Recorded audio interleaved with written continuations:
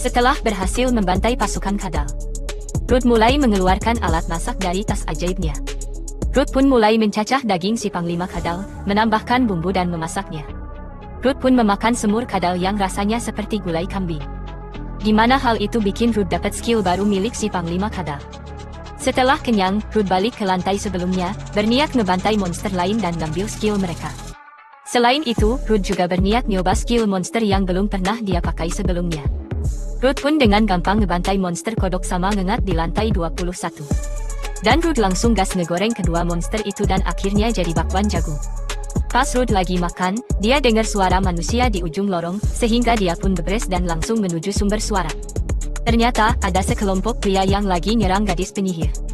Tanpa diduga, gadis itu seorang elf dan para pria itu berniat menjualnya.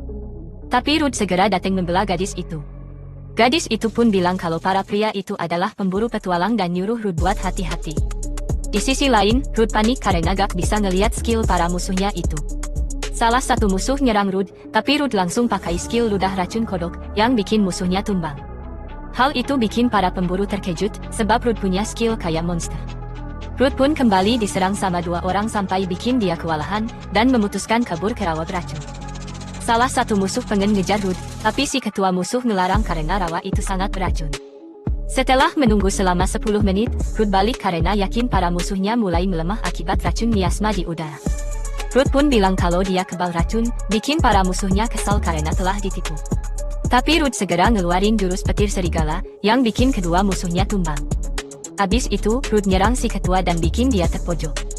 Si ketua murka dan balik menyerang Ruth, tapi Ruth langsung pakai skill physical boost dan langsung bikin si ketua jadi es Kiko, kebelah dua.